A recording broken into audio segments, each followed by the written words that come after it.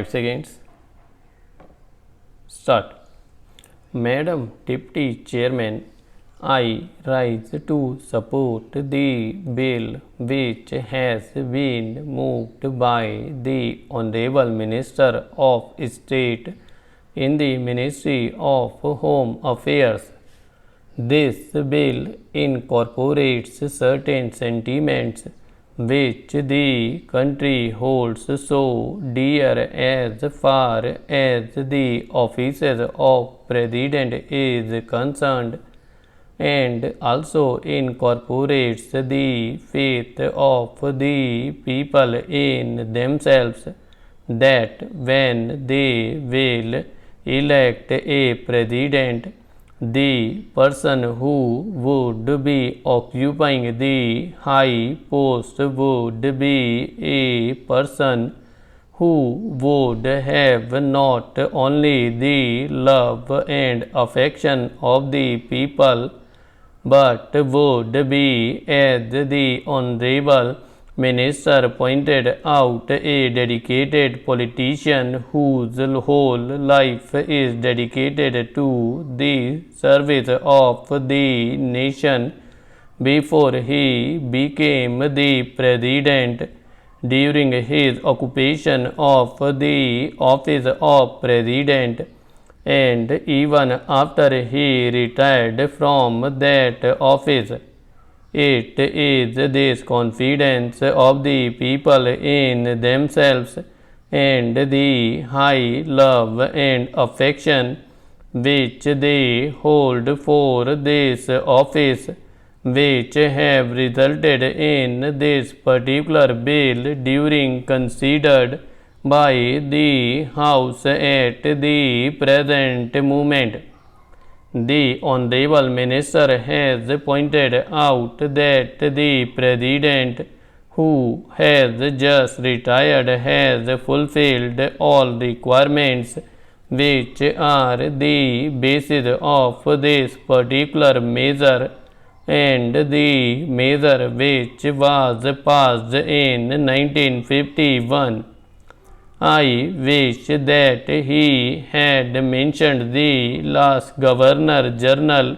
also, to whom both the measures apply.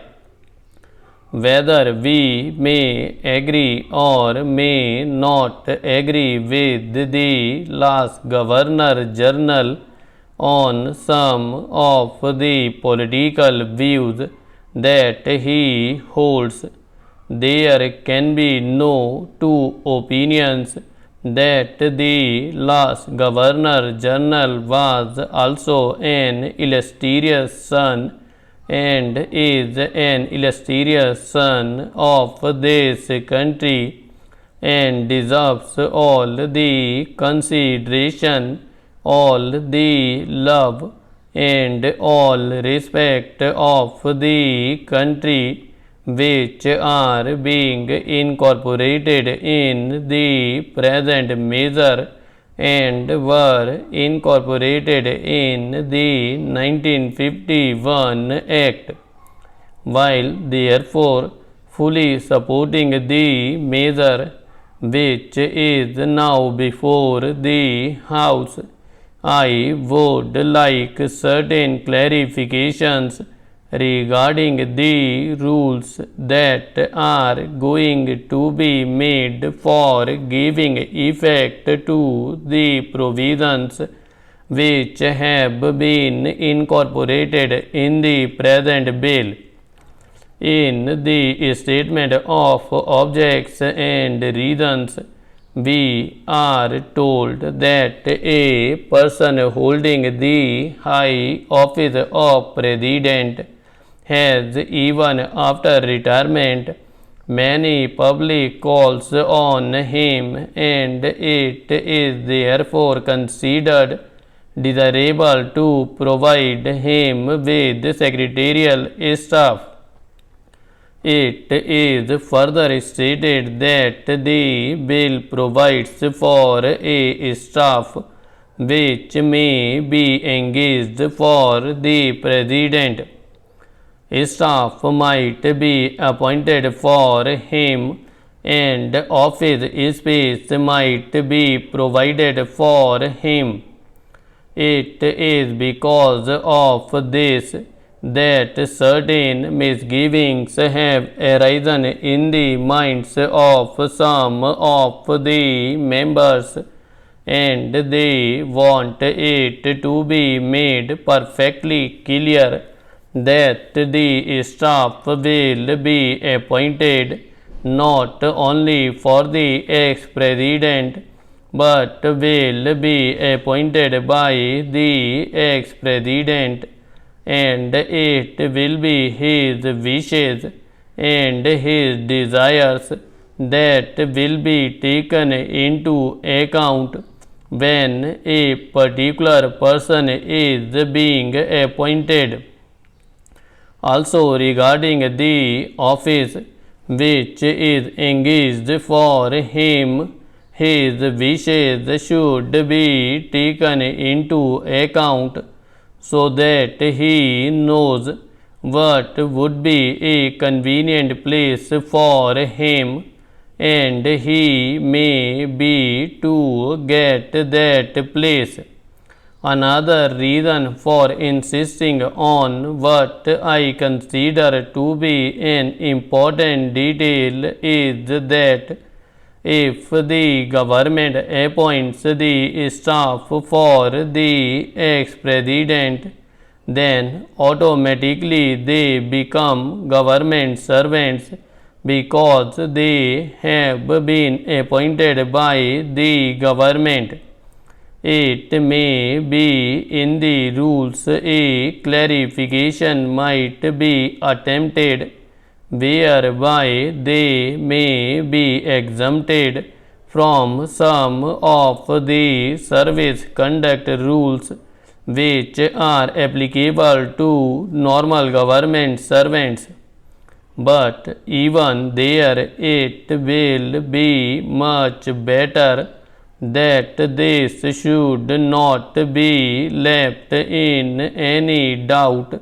and that these persons that are appointed to assist the ex-president in his secretarial task are appointed by the ex-president himself. They would be the staff of the ex-president and would be appointed by the government for the ex-president and would not be government servants. This point ought to be made quite clear so that the ex-president has got all the rights of determining the service conditions of the people appointed by him, of course subject to the overall limit which has been provided and to my mind rightly provided in the bill. Within that overall limit, perhaps it will be much better to leave the rest of the matters to the President himself, so that we may also express our further confidence in the President to the effect that he would utilize it with discretion and with all sense of responsibility and fair play, and taking into account the interests of the public and of the public exchequer too.